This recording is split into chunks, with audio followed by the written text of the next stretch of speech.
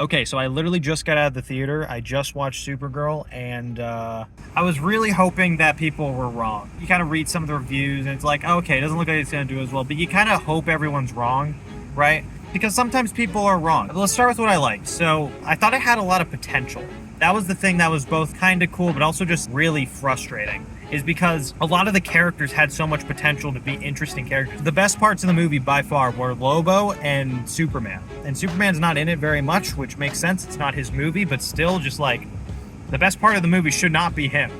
You know, it shouldn't be either of those characters. The best part of the movie. I feel bad for Millie, whatever her name is. The girl who plays Supergirl, for example. She's clearly a decent actress. Like, I think if she was given better material, everyone here could have done a good job. Like the villain, what's his name, like Cream or whatever, Krem. The actor playing him clearly like had something to give. There was a lot of potential with his character that could have made him interesting, but they decided to write him as just the most generic villain I've ever seen in my life. He's not even like a super villain or anything like that. He's just like a guy. He's just a normal dude, straight out of Mad Max Fury Road. Apparently he has the strength of 1,000 men. That's a line that's just kind of thrown in towards the beginning. But outside of that, it's not emphasized at all how strong he is. It's Supergirl versus a guy.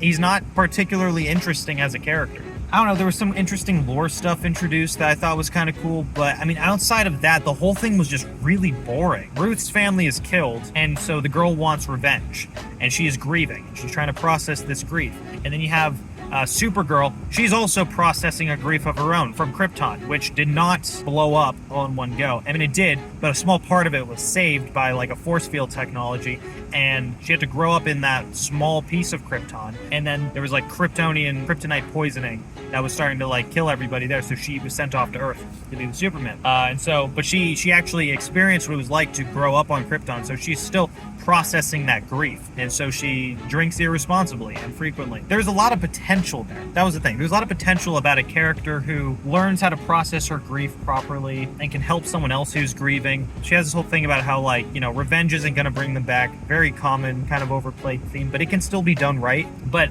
I feel like the relationship between Supergirl and Ruthie, not very well fleshed out. None of the characters are really well fleshed out. Not even Lobo. Like, Lobo's not like a fleshed out character. He's just an entertaining character, which the other characters don't necessarily have. And that's because Lobo doesn't have any sort of arc. They don't try to do anything like dramatic or like emotionally impactful with him. He's purely there to kind of like mix things up. And so he does exactly what he's supposed to do, which is why you enjoy seeing him on screen, because he does what he's there to do. Whereas everyone else, there's this whole expectation of Supergirl's going to learn something. She's going to grow in some way. And she grows a little bit, but it's like it didn't feel earned.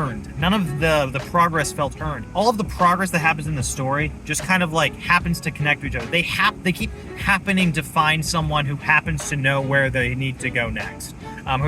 Who happens to know something, or they just happen to run into the guy that they're looking for, and it's just really lackluster. It doesn't feel. It just drags on. None of it seems interesting. None of it's really funny.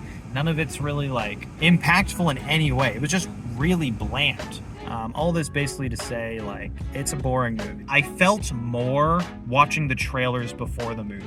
Like that Wildwood trailer, like that Leica's working on, that like hit me, and they gave me those feels just by being like really effective trailers, really solid use of music. Supergirl did not do that at all. It was just like, I could have watched Obsession again. You know, that would have been a way better use of my time. I think that's all I have to say about Supergirl. I don't recommend it, which is really sad, because it's like, I want the DCU, the new DCU, to succeed. It didn't say anything to me. I didn't feel nothing. And it didn't even entertain me. Like, not everything has to say something. Not every movie has to say something, but it should at least be entertaining. And it wasn't. Felt really dry. Felt like kind of a waste.